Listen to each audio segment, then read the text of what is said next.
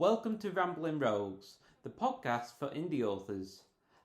But first, a message from our sponsors. It's us, Rogue Animal Books. Yep, for those of you that don't know, Rogue Animal is a resource for writers. We've got an ebook store where you can sell with us. But not only that, we've also filled our site with different resources. We're going to be adding tutorials, information, podcasts by other people as well. So head over to rogueanimalbooks.com now and you can learn more about us. And also head to our Facebook group, Rogue Readers. So, Joe, Michael? the first episode of the podcast, it's going to be a little bit basic, isn't it? Yeah, For this one, they're probably all going to be a bit basic, to be honest. probably. But this one is going to be more basic because it's just a prototype. We're just trying to get a feel of how everything's going to work. Yeah. But basically, the idea of this is to bring something that's going to be useful for authors each week. We're going to have a different guest on. This week, the topic we're going to be talking about is what makes a story scary. And we're going to have special guest Chris Newton, who is a horror author, to talk about that with us. Because this is a prototype, we're not doing the book review this week. But if you want to learn how you can send your work in to be reviewed, just stick around to the end and we'll leave more information about that later on.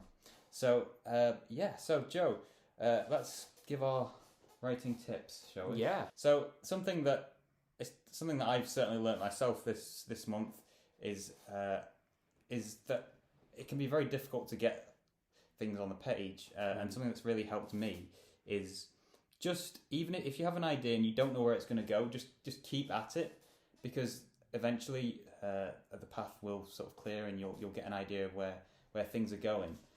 So that's really something that I've learnt.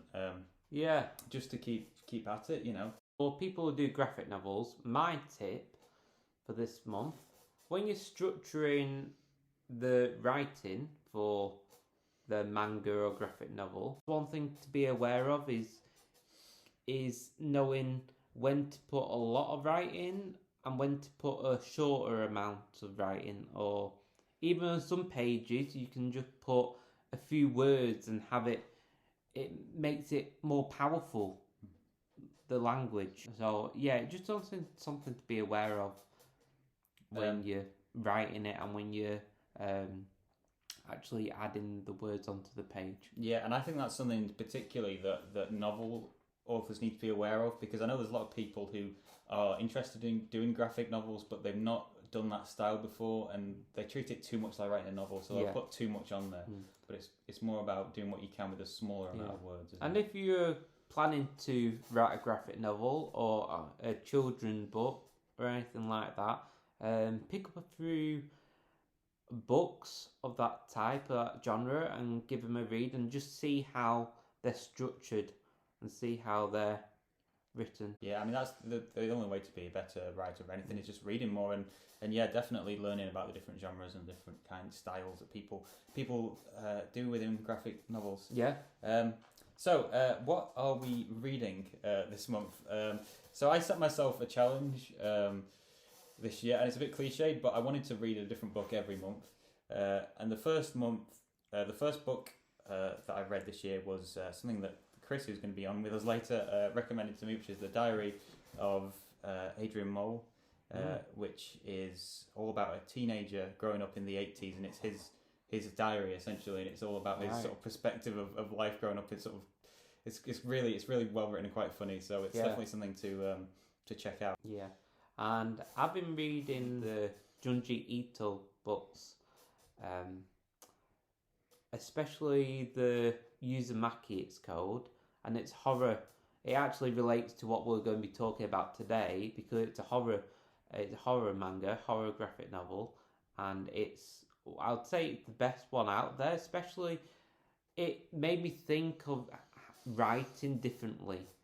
It really gave me a new perspective on how you can actually write a story. So I'd suggest any writer to read that book. So that's my... Yeah, great. Yeah, and also that Uzumaki thing you were talking about is something you've been going on at me to read for ages, and that's probably going to be one of my monthly books this year. So yeah, definitely, because it's a story that will it can really affect how you write yourself.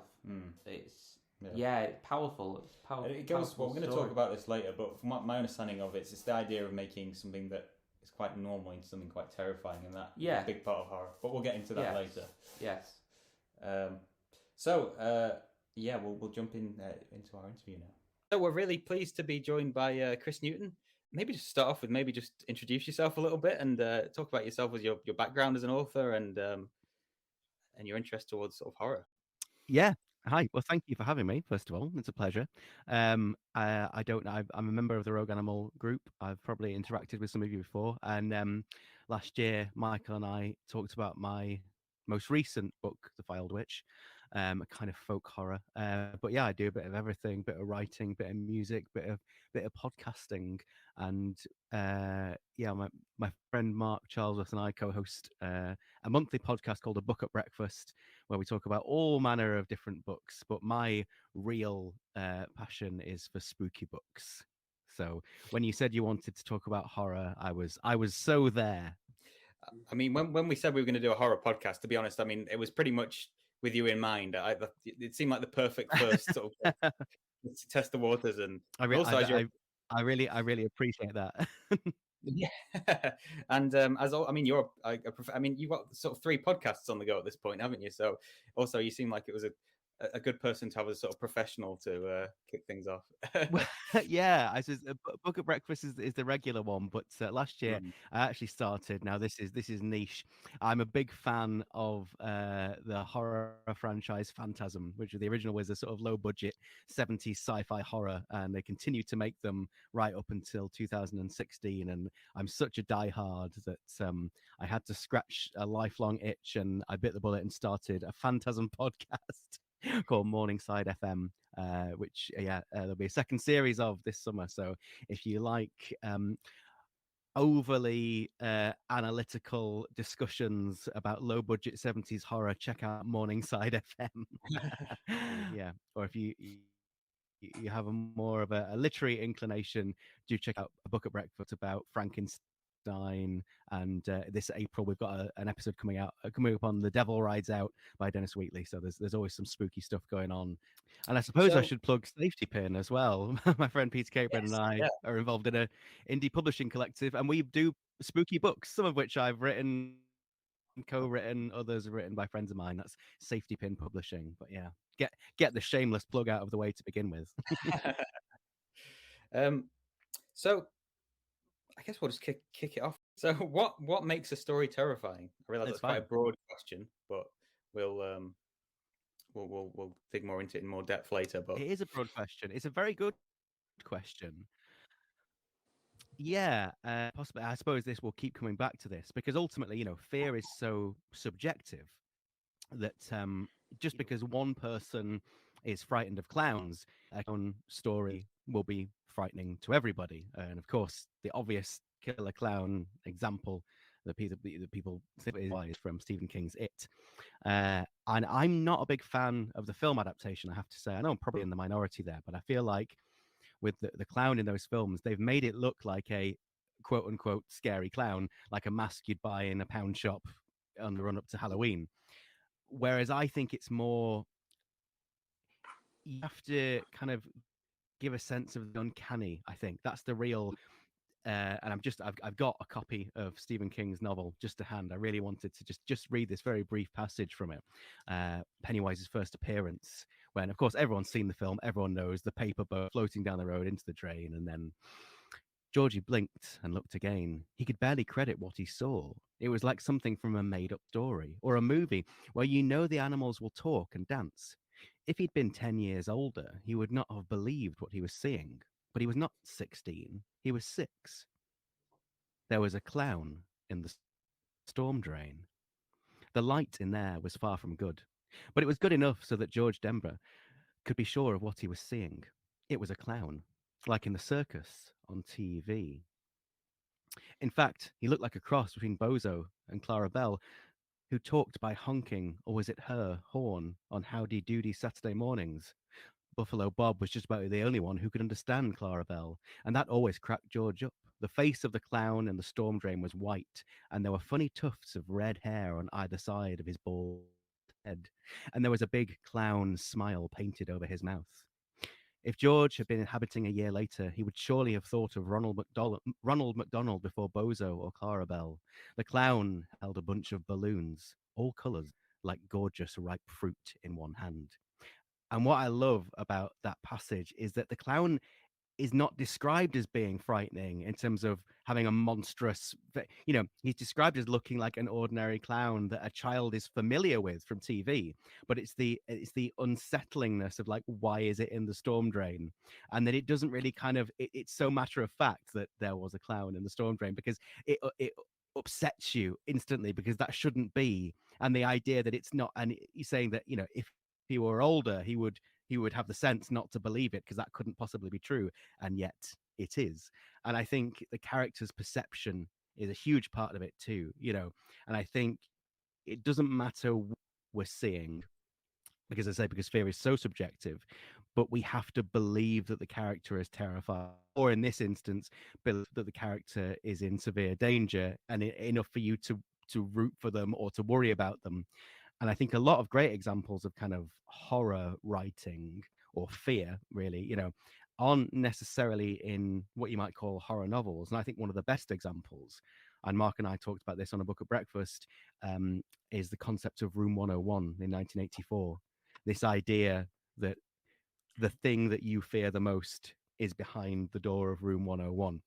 And that's, the oldest trick in the book when it comes to writing scary things. You introduce a locked door or a sealed box, and you say, the thing you fear the most is inside here. And then the reader or the viewer or the listener automatically projects their own nightmares onto it. And I think that's sometimes the best way. That's what you were saying as well about the film adaptation, and them trying to make the clown look specifically as scary as possible. How do you feel about the two different sort of adaptations? I think the 90s series is fantastic, and Tim Curry as Pennywise is terrifying, literally the stuff of nightmares. I was going to preface it by saying I haven't actually seen the 90s. I've seen clips of it, but I've not seen the film. The show, I assumed it was a film, which so it's actually a series, is it? It's actually I think it's technically a series.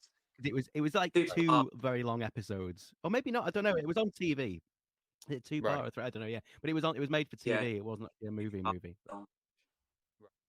Yeah, Tim Curry's portrayal is infinitely more terrifying and infinitely better. I think so many people have had a lifelong chlorophobia just from seeing that series when they were too young, or indeed just generally. And I think part of it is that he isn't playing it as a scary monster. He just is inherently evil. He looks like something that would turn up at a children's birthday. I think that's what makes it so terrifying. Again, it's that sense of the uncanny, something being where it shouldn't, or acting in a slightly off way. That's I don't know, maybe it's because we're fundamentally sort of pack animals, and there's that idea that if one of us is behaving oddly, that there's a threat of the the pack or the herd, whatever you want to call it. I don't know. There's some that. I do. One thing I like about the newer films is the visual effects in it. I do like some of the scenes, but definitely the old one, the older version of it, yeah, it's definitely more scary.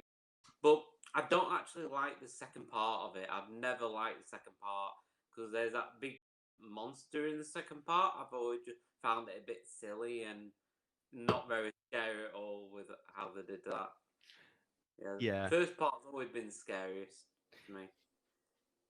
Well, for me, the heart of the story, going back to the novel, is that idea that they're adults now, and they keep being on back to this trauma from their childhood, and it kind of works that being slightly displaced in time forwards. One thing that the 90s series did, and I think it was a bold idea for the adaptation to do, the childhood part and then the adult part. But for me, I agree that it didn't really work. There were great performances in there. It was a well-made film, but ultimately I didn't find it scary, and that's what we're here to talk about. Yeah, so what makes a story lose its fear factor? I think we've kind of just touched on this in a sense. I think it's when the author you can tell they're trying to make something scary, and that is usually when they're describing something in great detail that frightens them. And I think, if you're arachnophobic, for example, and they're describing in great detail spiders scuttling all over someone's body, um, yeah, that's going to get you, but it won't get everyone. And I think the Mm. key, you can focus on those details, but it has to be about character and it has to be about emotion. And one of my favorite bits in a novel, and again, you could argue about whether or not this is horror, because I guess technically it could be classed as a crime novel, but that's Hannibal by Thomas Harris. And probably more people have seen the film than have read the book. And there's a scene, basically, there's a detective in Florence who has realized that this man who calls himself Dr. Fell is in fact Hannibal Lecter, and he's trying to officially identify him. And to do this, he needs to get a fingerprint. So he hires a pickpocket to make like he's going for his wallet, so that the guy will grab his wrist and he's wearing a bracelet and they get a fingerprint. And that scene is in the book. But what isn't in the book is what happens immediately before that, when he breaks this another pickpocket, a woman called Romula, I think her name is. She's in prison and her baby's in care. And he basically comes to her and says, I'll get you out of prison and reunite you with your baby if you do this one job for me. I want you to go and steal this guy's wallet and let him grab your hand when he does it. And in doing so, we'll get his fingerprint and identify him. And part of her con, because she was a pickpocket, is that she has a fake wooden arm and she has her baby strapped to her chest, so that they think that she's got her arm around her baby, but it's a prosthetic arm, and actually her real arm is in their pocket, in their wallet. So she walks up to Dr. Fell to do this con, and then freezes and just says, I apologize, and runs off. And when the detective sees this, what the hell, why didn't you do it? And she just said, that man is the devil. And then she rushes into a chair, because he's looked at her baby. She sort of throws them to the font and starts washing its eyes with holy water, because she just thinks, sorry, because not because the baby has seen this face, this man who that she just is convinced is ultimate evil. And it's so well done, because he doesn't try to describe really what he looked like, the look he gave her, and he said all about her and her abject terror. And I think that's Mm. that's how it's done, and it's such an underrated little bit of horror writing from another, a fairly well-known story. But it's back to the Room 101 thing. It's, if the character is in absolute terror, I guess it has to be quite sort of visceral in that sense and very emotionally driven. But yeah, to go back to the question, when does it fail? It's when you tell the reader why it's scary. Mm. Let them figure it out for themselves, I think. Yeah, definitely. I think you definitely need to be in the shoes, don't you, of the character? It needs to be, you need to feel that you're them pretty much, don't you, when you're reading it, and believe that you're in Yes, that position.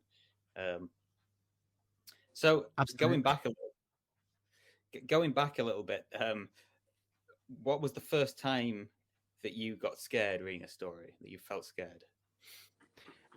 That's a difficult one, because I don't quite remember, because I think I was just chatting to someone before we started this conversation about things that were little, and we were talking about a lot of it was kind of word of mouth stuff.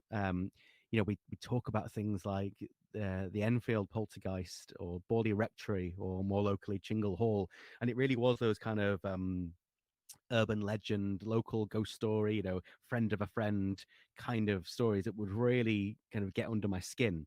But for me, it was kind of a macabre itch that I always wanted to scratch. So for me, kind of reading spooky stories was a way of kind of delving into what was becoming an obsession. So it was more kind of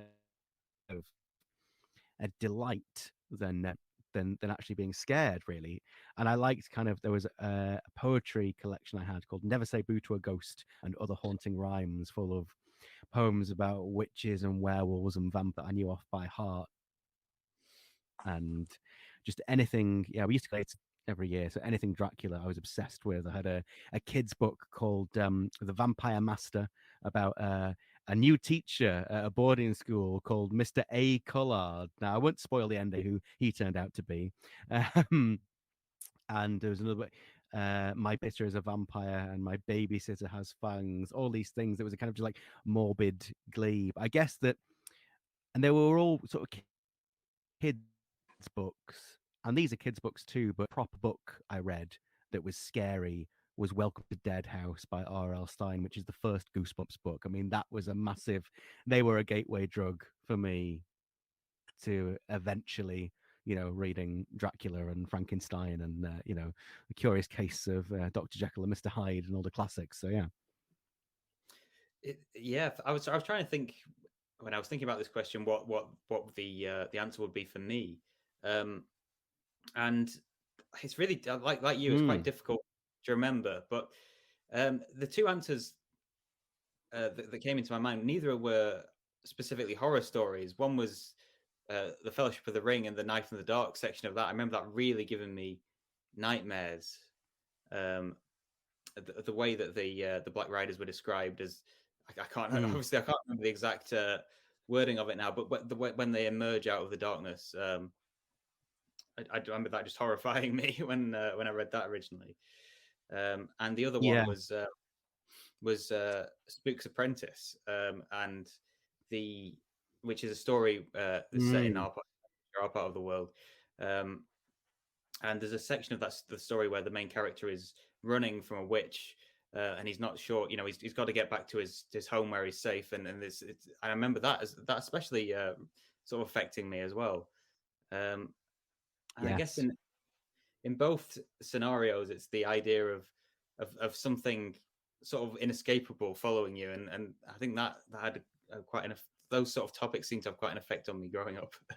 So mine, it would be Uzumaki. It's a manga by author called Junji Ito, and it's the way it's written that got me. It's not like anything I'd read previously, so it was written in a way that the characters in it, they didn't matter. It was what was going on in the world.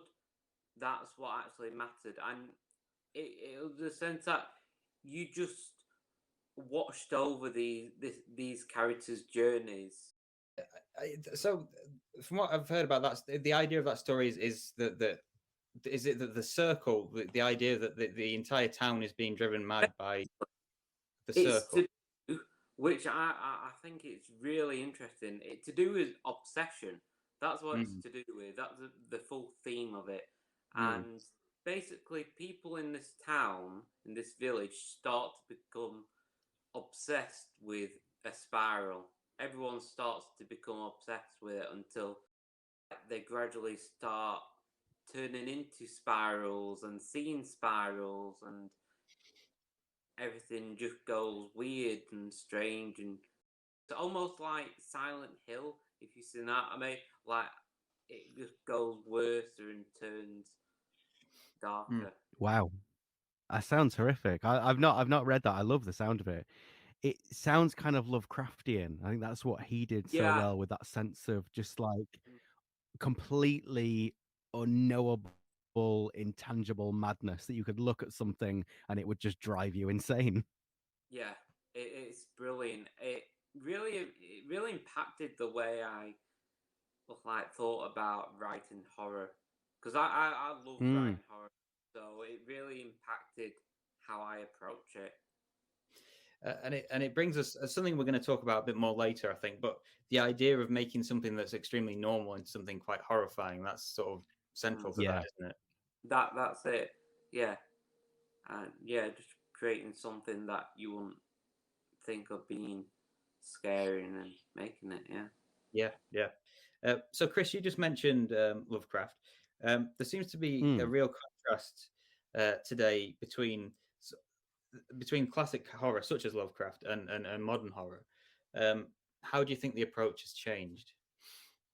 I'm not convinced that it has. Really, I think that it's such horror is such an umbrella term, and began as a derogatory term. You know, it's something that I think it was something that film censors coined. You know, as in like those horror films that would get an X rating, whereas certainly people writing novels that we might now call horror never would have thought of them as that.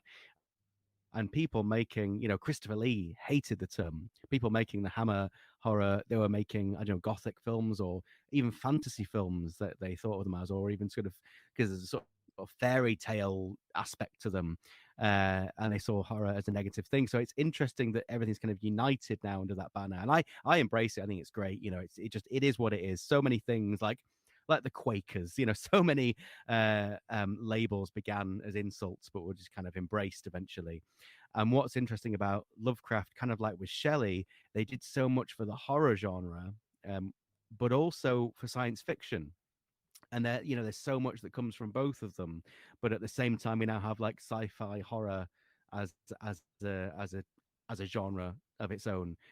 In terms of the polarization, I suppose now there's a lot of what frustrates me in literature. There are sort of crime novels that flirt with the supernatural, and will hint at something ghostly but never quite deliver. And I like a bit of ambiguity. I thought Pine by Francis Toon was very good about that, because I won't spoil it for anyone who hasn't read it, but there's a great sense of ambiguity as to what's going on in that. And I really respect that, because I think sometimes if something leaves you with questions, that they can linger and they can haunt you. But other authors, who I won't name, but they dress things up with kind of gothic imagery or even ghostly paranormal imagery, but never quite fulfill it because they want to play it safe, because crime thrillers are such a successful genre. And in cinema, it seems to be very split between what Mark Commode brilliantly calls the quiet, quiet bang horror films, things like Conjuring and The Nunjuring and or the Annabelle, and that all leaves me cold, I'm afraid to say.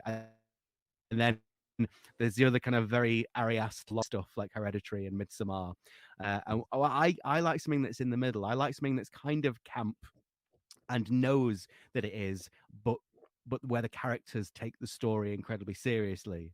Like the filmmakers can have fun, but you need that sort of Christopher Lee, Peter Cushing type person, or even like someone like Donald Pleasance in Halloween. Now, I think if you're adapting a novel, you need to have that. I don't know that sense, and I think it's very sweet when you talk about the Hammer Dracula films that Christopher Lee would have a copy of Bram Stoker's Dracula in his pocket and would shout at people if they were getting it wrong and tell them to take it seriously. And I love that. I love that dedication.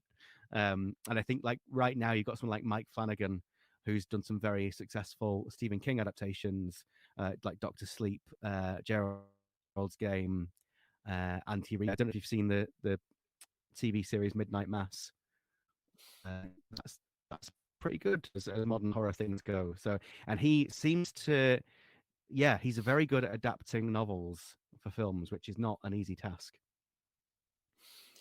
I think something. I mean, I don't, as you know, I don't read a huge amount of horror, but something I've sort of noticed in terms of modern horror film is that there seems to be sort of a lot of leaning on sort of the jump scare as being the sort of almost the main way of scaring people, and that in a way takes away some of the, certainly for me, the fear aspect.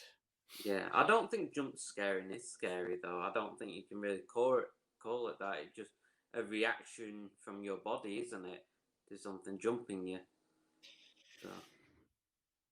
A great jump scare can be wonderful if it's well done, but you can't rely on that. That can't be the only thing you have in the bank. You need a story, and that's what really frustrates me. I remember reading an article quite recently about how The Conjuring had been, and they used the term scientifically proven to be the scariest film ever made, and they'd, you know, in inverted commas, proven this by hooking people to heart monitors while they watched it.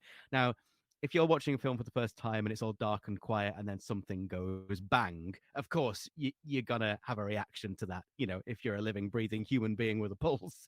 But do you lie awake at 3 a.m. still thinking about that thing that went bang. No, of course you don't. But something like the Blair Witch Project, there are no jump scares in the Blair Witch Project, but I saw that in 1999 at the cinema when it came out, and I haven't stopped thinking about the ending since. It's still in my head, haunting me. um, and but there's a great jump scare in. I almost feel like this is vaguely spoilery just to say there is a jump scare in it, but a film that came out a couple of years ago called Saint Maud, and that was it was the only film I got to see at the cinema in 2020 when there was a brief period in summer where they opened cinemas and you had to sit 5 seats apart from everybody. And the only time in my life I've done the thing you see in films and on TV where I jumped and threw my popcorn in the air and it went everywhere. And I've never had that reaction to anything before. But that, and it's one of the best jump scares ever because what happened was A, so unexpected, and B, so terrifying. And yet at the same time, it had earned it. It wasn't just something went bang. It was the whole scenario was so upsetting and unsettling, and there was so much tension that had already been built. It earned that jump scare. You said that you didn't think there was a huge difference between the classic approach and the modern approach, but do you think there is any appeal in that style, that Lovecraftian style, into a modern audience? It depends what you mean by classic, really. I think in terms of the traditional ghost story, I think there is still a massive appeal for that. I think only just this Christmas we had Mark Gatiss's adaptation of Count Magnus by M.R. James, and last year he did the Mezzotint, and there's a guy called Adam Robinson who has a sort of who tours with a thing called the Book of Darkness and Light, and they do sort of ghost stories as theatre, and they sell out shows and people love it. And sometimes they do an adaptation of something like a Christmas Carol, but more often than not, it's original stories. And I think people love ghost stories, both new in terms of the stuff that we're getting for Ghost Story at Christmas. Both in terms of classic adaptations of classics, like the Ghost Story for Christmas stuff, or new interactive experiences. You go to any Waterstones and it's all there. M.R. James and Edgar Allan Poe. Lovecraft's a weird one because he was a horrible racist, and I think that aspect of it, obviously, a lot of his stories are dated in that sense.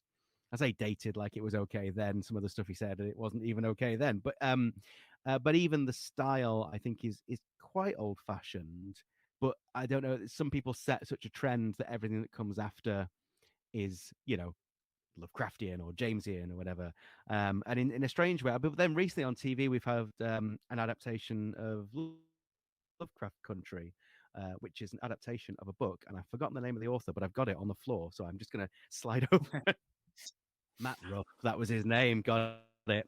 I haven't actually seen the HBO series, but the book was fantastic. But again, it kind of, and it's uncanny and it's weird, but I would say it leans more to the sort of sci-fi horror element, and things like The City We Became by N.K. Jemisin again takes that Lovecraftian mythos in a different direction, a more inclusive direction, but it's more sort of sci-fi. Because in terms of whilst we're getting these great theatre productions and these great TV and film adaptations of classic ghost stories, in terms of what people are writing now, are people writing classic ghost stories or classic horror and again, that's a very broad term. It depends how you define classic. But I love Mary Shelley. I love Bram Stoker. I love Edgar Allan Poe, and nobody writes like them anymore. And maybe, I don't know, maybe people want those airport reads, but I miss beautiful language. And if you let me be self-indulgent for a minute, because I don't know, I bookmarked this. I'm not even sure in relation to which question, but I'll just read it now anyway because I love it. But the beginning of The Telltale Heart, how we were saying that sometimes these kind of horror stories work best as short stories because you couldn't sustain something like this over the length of a novel. because it's so unhinged, and you know that it's not going to end well. But you get this, and everybody knows the story, and how fantastically Poe wrote and how unhinged he could make his narrators sound when you just get a story that simply begins true, nervous, very, very dreadfully nervous I had been and am. Why will you say I am mad? They did sharpen my senses, not destroyed, not dulled them. All was the sense of hearing acute. I heard all things in heaven and in earth. I heard many things in hell. How then am I mad? Hearken and observe how healthily, how calmly I can tell you the whole story. And then he goes on to say that the murder he's about to commit is basically a kindness. And I love this idea that he's pleading the case of like, I'm clearly not mad, for if I were mad, I would not be able to tell you in such precise detail the manner in which I horrifically murdered him. And it's wonderful, and it's just insane. And it doesn't make any sense. He talks about having a disease. We don't know what the disease was, and that he's heard things in heaven and in hell. Is he hearing voices? And I don't know if you read the story, but basically he kills this what we assume is a kindly old man because he doesn't like his eye. Wow.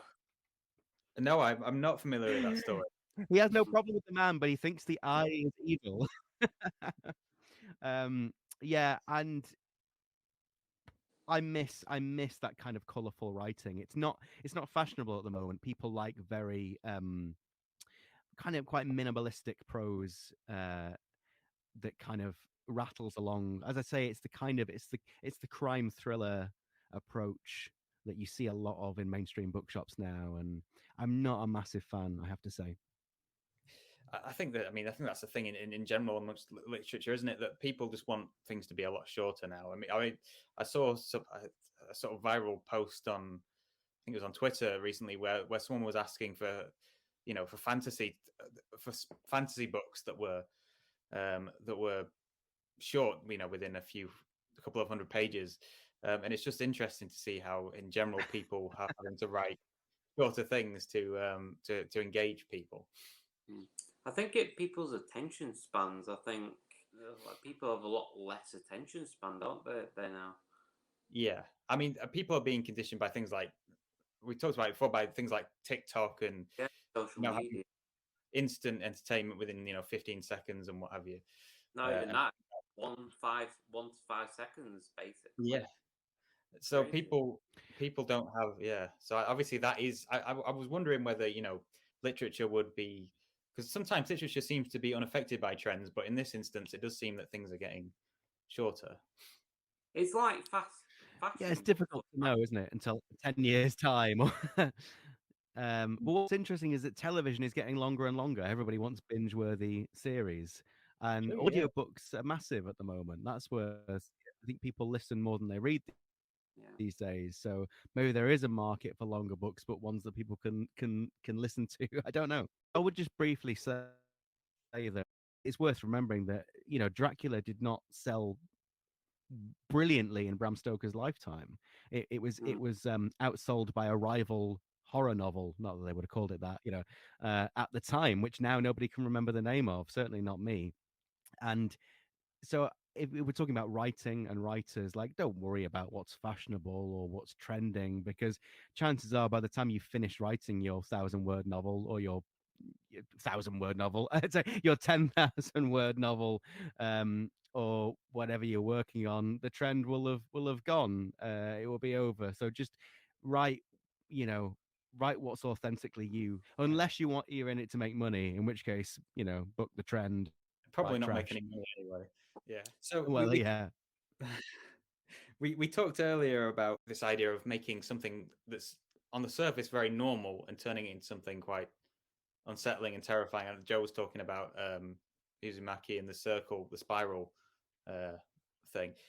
How important do you think that is in terms of that central topic of making a story frightening, of using something quite normal and turning on its head? I think it's essential. And sort of going back to what we were talking about at the very beginning, scary clowns. You can't rely on the fact that everybody will find something scary. So even you take something like I don't know what a werewolf, like there's this monster and it's coming to kill you. Look at its scary teeth, and well, that can be done. Like the transformation scene in American Werewolf in London is fantastic.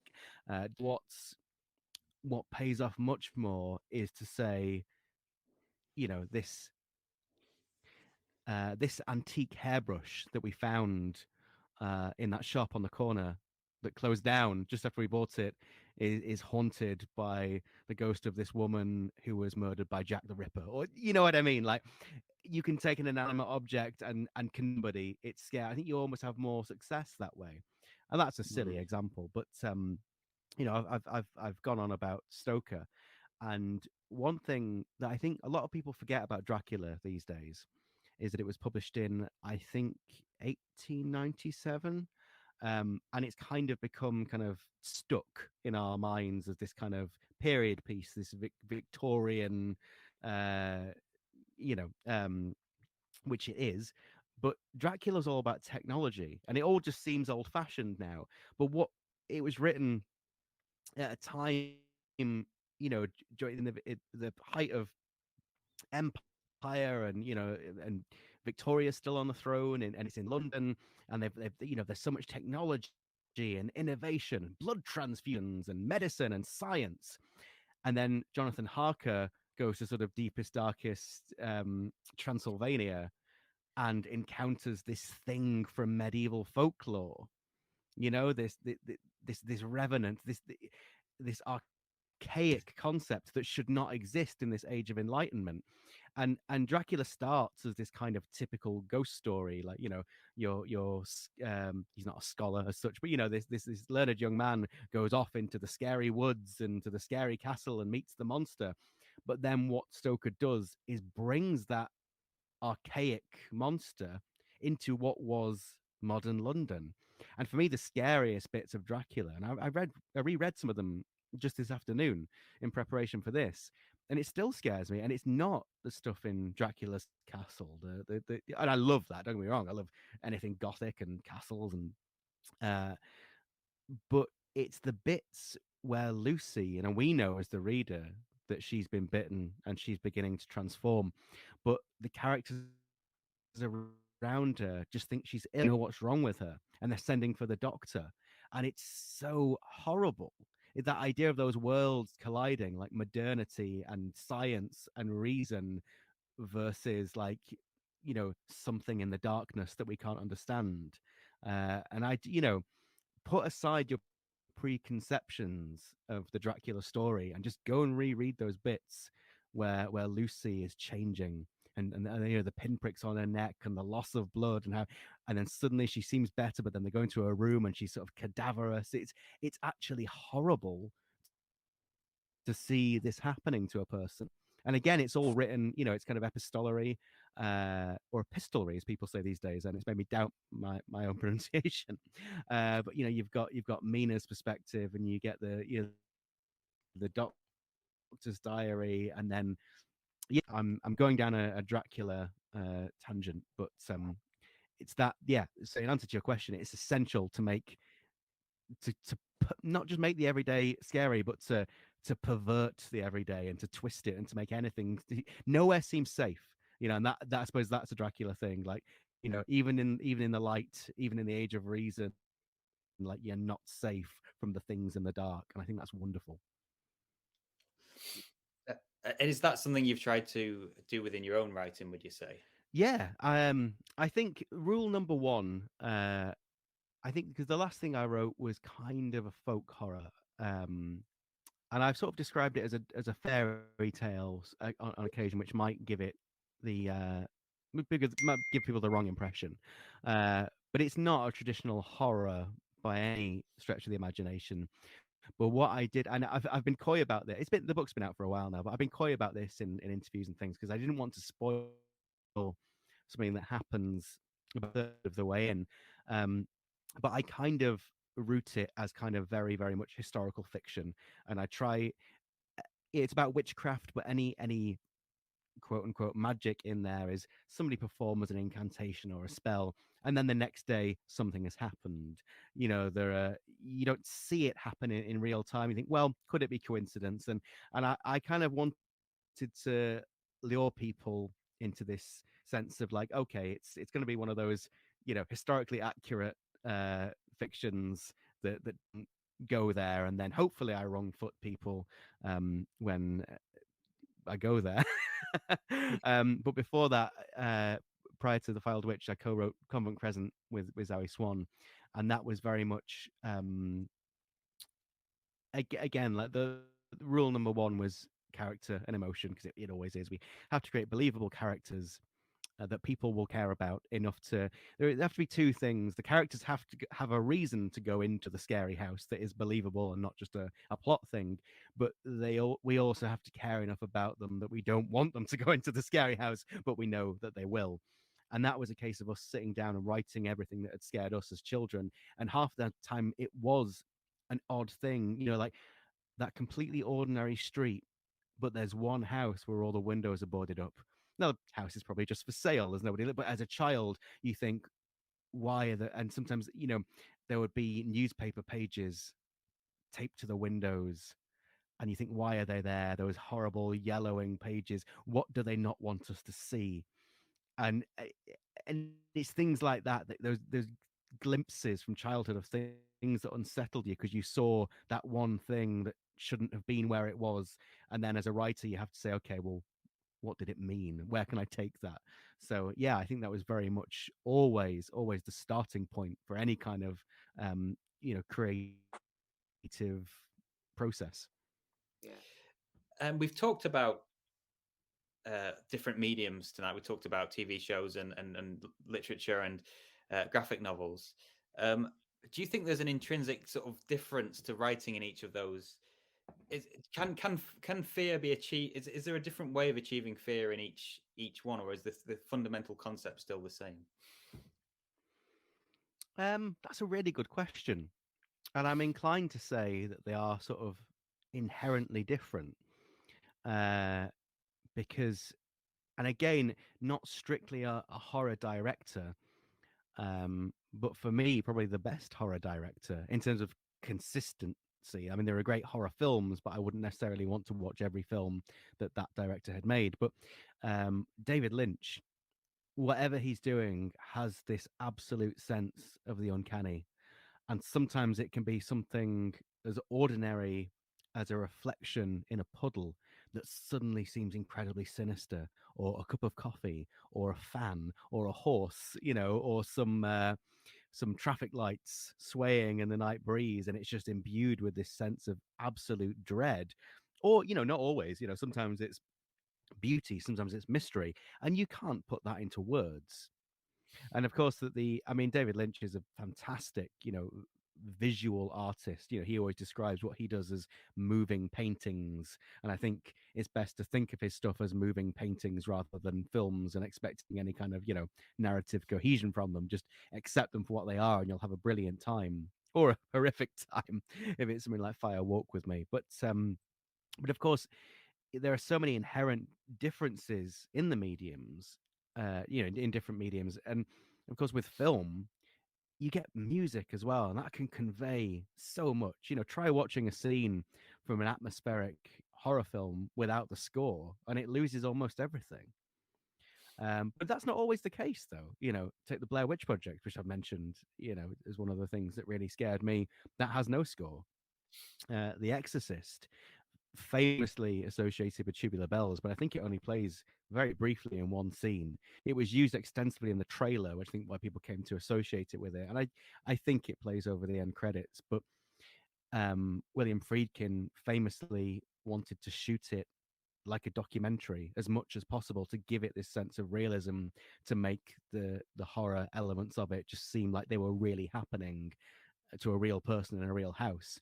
And it comes across, and I find it almost unbearably terrifying, and to the point where a lot of the extras in it, the doctors in that film, are real doctors, not the main characters, but the background priests are real priests, things like that. So different directors use different techniques, and they're all very, very specific, and none of that is really something you can convey in literature. But of course, the flip side is in a book, you can really get in someone's head and understand their motivations. And I suppose that the real extreme of that, we've already touched upon Lovecraft, famously kind of his works are unfilmable. There was recently, I think it was on Amazon, an adaptation of The Color Out of Space with Nicolas Cage. And it wasn't all that bad as Lovecraft adaptations go. I kind of enjoyed it, but the thing is, there is this unimaginable color in there. Now, of course, the problem with depicting anything unimaginable is that somebody has to imagine it and then show it to us, and we can't be made to believe it's unimaginable when we're looking at it. And I just thought, well, why didn't they make the film black and white so that Yes. the characters are seeing this bizarre color that, of course, we don't see it, and I feel like they missed a trick there. What did they But do? it's just kind of. I mean, there's more to it than that, but it's just kind of odd, kind of luminous. But So they but do something show like the colour. yeah, uh, it's more like the effect that this alien stuff has on the landscape, But I don't know, and it is okay. It was okay, but something like the Call of Cthulhu, where you have this concept of this ancient city with non-Euclidean geometry and these towering, cyclopean, uh, statues and buildings dripping with ooze and this unimaginable creature. And that's, my friend Mark Hetherington, who does a lot of artwork he did the safety pin artwork, he did the artwork for Filed Witch, and he's a big Lovecraft fan, and we often joke about depictions of Cthulhu, how he kind of looks like a bodybuilder's sort of muscular torso with wings and tentacles, and to me it just seems kind of painfully literal an interpretation. And in the story itself, there's this, somebody's tried to carve an image of this unimaginable eldritch horror, and they've said it's kind of like an octopus or a bat or and the idea is it's not any of those things. It's something so intangible that the human brain can't process it, can't comprehend it, so it's kind of reassembled it out of these fragments of primal things that it maybe knows or fears. And that, in terms of the written word, you can do so much with these abstract concepts that and you can't film that. And good, because that's every medium works best when it's playing to the strengths of that medium. David Lynch can do something 20 minutes long, 40 minutes long with no dialogue, with just moody Angelo Badalamenti score and some flickering lights, and it's the best and most unsettling thing you've ever seen, because it's film, because it's a moving painting. So, just to sort of wrap up, you've read various sections of stories that have been important to you in some way. Is there one you want to finish with? Yeah, and it could only be one, really, and that is The Exorcist by William Peter Blatty, the novel that the film was based on. Again, in terms of adaptation, I think one of the reasons that adaptation was so successful was because the screenplay was written by the author of the novel and directed by somebody who took it so seriously that he said, I'm not making a horror film. Of course it is a horror film, but I suppose if you consider what horror films were like prior to that, the more kind of campy hammer horror kind of stuff, he said, I'm going to treat this like it's a documentary. And I think that shows how well he understood the source material, because again, it seems a weird comparison, but to me, The Exorcist is so similar to Dracula in my head, because they both, and you don't think that because you still think of The Exorcist as being a comparatively modern thing, even though it was the early 70s. The novel was late 60s, but at least it wasn't Victorian, But they're both novels that are set when they were written, and they take this medieval concept and say, but what if it was happening today? What if it was real? What if it was happening to somebody in your house? And I think a lot of there is like a whole sort of possession genre in cinema now, and it's all just borrowed from The Exorcist, and it's lazy and it's cut and paste, and it's it's not scary, it's not interesting, it's not good, and it's easy to forget that before there were things like Dennis Wheatley, To the Devil a Daughter, that kind of thing, but really this was a concept that was from the Dark Ages, and suddenly you subject it to science and logic and reason, and there is no explanation. And so, just for anyone who hasn't read the book or seen the film, uh, even though, and it is the scariest film ever made, it is the scariest book ever written, regardless of what people say about how, oh, in a secular society, it's not very scary. It's not very scary if you don't believe in the devil. And I think, have you read the book? Have you seen the film? Because the main character is not a Christian; she's an atheist, and that's the point. It's that desperation that what if something is happening to somebody you love, in this case her daughter, and nobody will help them? Nobody.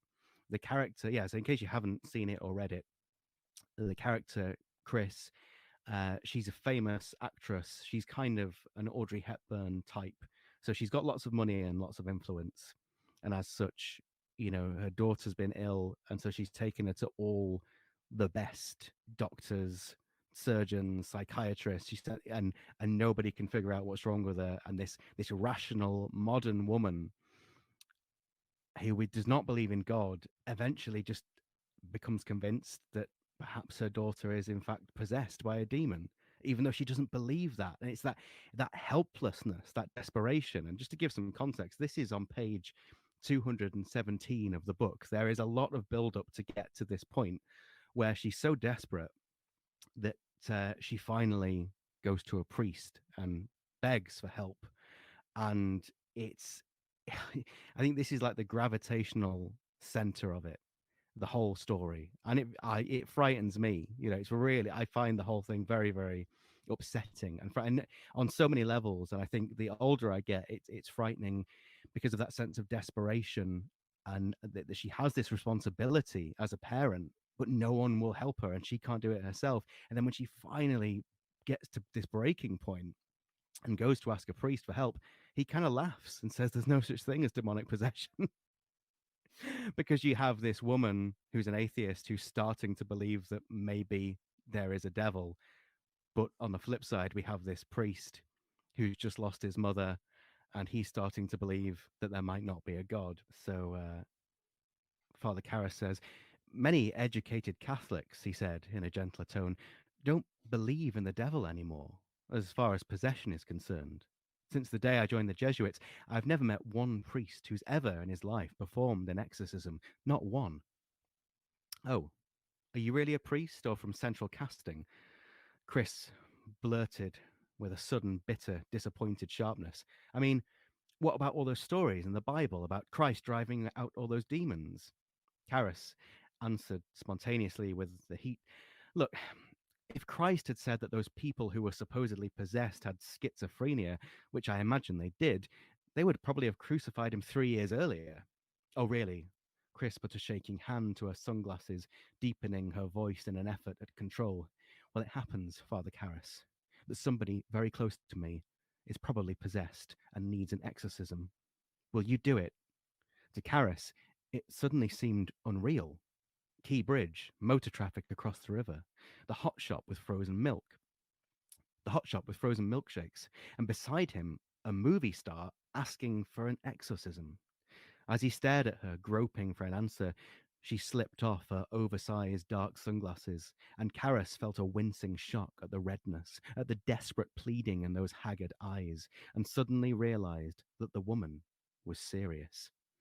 Father Karras, it's my daughter, she pleaded. It's my daughter. Then all the more reason, he said to her soothingly, to forget about an exorcism. And why? Chris suddenly burst out in a voice that was cracking and strident and distraught. Tell me why. God, I don't understand. Karras took hold of her wrist in an effort to calm her. In the first place, he told her, it could make things worse. Incredulous, Chris scrunched up her face and said, worse? Yes, worse, that's right. Because the ritual of exorcism is dangerously suggestive. It could implant the notion of possession where it didn't exist before, or if it did, it could tend to fortify it. And secondly, Karras overrode her, before the Catholic Church approves an exorcism, it conducts an investigation to see if it's warranted.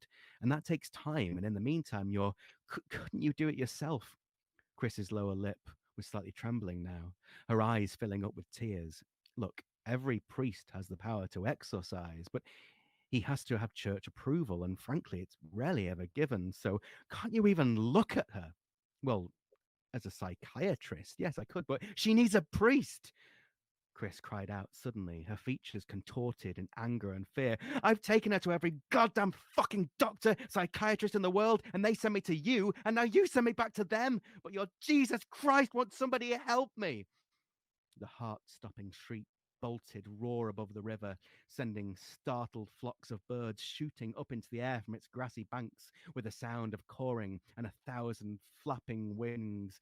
Oh my God, somebody help me, Chris moaned as, sobbing convulsively, she crumpled to Karis's chest. Oh, please, please help me. I'll leave it there. That's Just horrifying, isn't it? it's the raw, the desperation of it and the helplessness. And we talked before about sort of the uncanny and the everyday, and they're not in a crumbling crypt. As much as I love Hammer horror and gothic imagery, they're not in some desolate windswept graveyard. They're just in a park.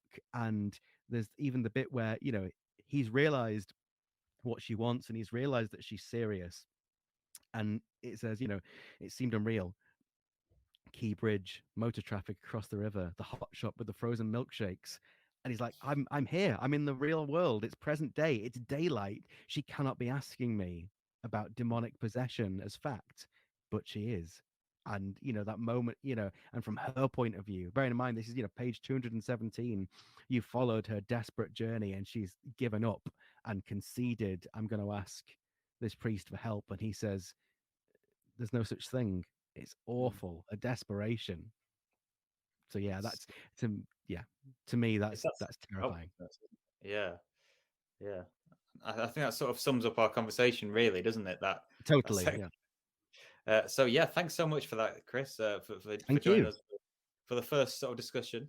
Yeah, is there anything you want to leave people with other than that? Is there anything you want to draw Well, I people suppose, to? yeah, just go back to the shameless plugging. If you like spooky stories, check out A Book at Breakfast. Mostly it's just nerdy stuff, but we occasionally do spooky books too. As I say, in April, we'll be doing The Devil Rides It Out. We're going to do some Doctor Who books as well, because it's, of course, the 60th anniversary of Doctor Who this year, and some spooky books in October too. And check out safetypinpublishing.co.uk, where you can buy my book, The Filed Witch, my friend Zowie's excellent book, Chingle Hall, set in the most haunted house in England, and our co-written horror novel, Convent Crescent, which is basically everything we've just discussed with the compost that novel grew out of. So if you like this kind of thing, you'll love Convent Crescent. Fantastic. Thanks for having me. Good luck with the podcast, and I'd love to come back sometime. Yeah, definitely. We hope to have you again. Yeah, thank you. Thanks again, Chris, for that interview. Normally at this point in the podcast, we'd be talking about books that you've sent in. But as we mentioned, this first podcast is a bit of a prototype, so we're just testing the waters. So we're not doing that this week, but there will be a form somewhere in the description where you can submit your book to us, and we'll consider it for a future podcast. Thanks for watching. We hope you have enjoyed the podcast. If you have any ideas for future topics, send them in. Thanks.